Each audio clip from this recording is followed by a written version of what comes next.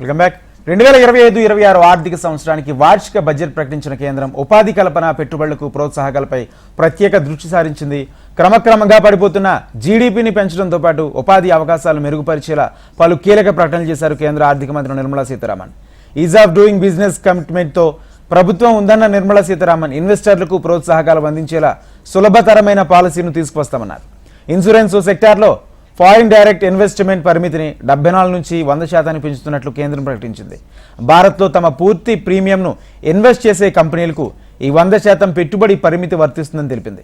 ఇన్వెస్టర్లు ఫ్రెండ్లీగా ద్వైపాక్షిక వాణిజ్య ఒప్పందాలు ఉంటాయన్న నిర్మలా సీతారామన్ ఇన్వెస్టర్లకు సులభంగా పర్మిషన్లు, పాలసీలో మార్పుల కోసం హై లెవెల్ కమిటీ ఏర్పాటు చేస్తామని ప్రకటించింది. ఎంఎస్ఎంఈలు భారత్ అభివృద్ధికి రెండో ఇంజిన్ అంటూ అభివర్ణించారు నిర్మలా సీతారామన్. ఎంఎస్ఎంఈలు ఇండియాను గ్లోబల్ మ్యానుఫ్యాక్చరింగ్ హబ్గా మారుస్తున్నాయని వ్యాఖ్యలు చేశారు. 36% ఉత్పత్తులు ఎంఎస్ఎంఈల నుంచి వస్తున్నట్లు తెలిపారు. ఎంఎస్ఎంఈలను మరింత అభివృద్ధి చేసేలా వారి టర్నోవర్ పరిమితిని 2.5 లక్షలకు పెంచారు. క్రెడిట్ గ్యారంటీని 5 నుంచి 10 కోట్లకు పెంచారు. 20 కోట్ల దాకా టర్న్ లోన్లు కూడా ఉన్నట్లు ప్రకటించారు నిర్మలా సీతారామన్. ఇక స్టార్టప్లకు కూడా క్రెడిట్ గ్యారంటీని 10 నుంచి 20 కోట్లకు పెంచింది కేంద్రం. ఉద్యమ్ పోర్టల్లో రిజిస్టర్ అయిన ఎంఎస్ఎంఈలకు 5 లక్షల క్రెడిట్ లిమిట్తో కార్డులు ఇవ్వనున్నట్లు ప్రకటించారు. స్టార్టప్లకు ఫండ్ ఆఫ్ ఫండ్స్ కింద మరో 10,000 కోట్లు చేయూత అందిస్తామన్నారు Nirmala Sitharaman. MSMEs as the second engine.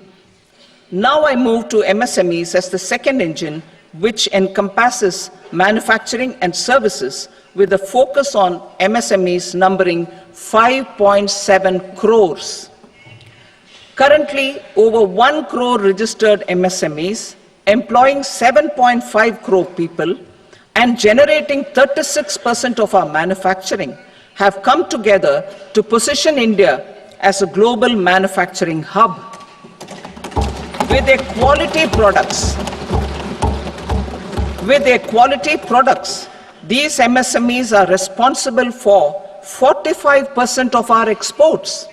To help them achieve higher efficiencies of scale, technological upgradation, and better access to capital, the investment and turnover limits for classification of all MSMEs will be enhanced to 2.5 and 2 times respectively.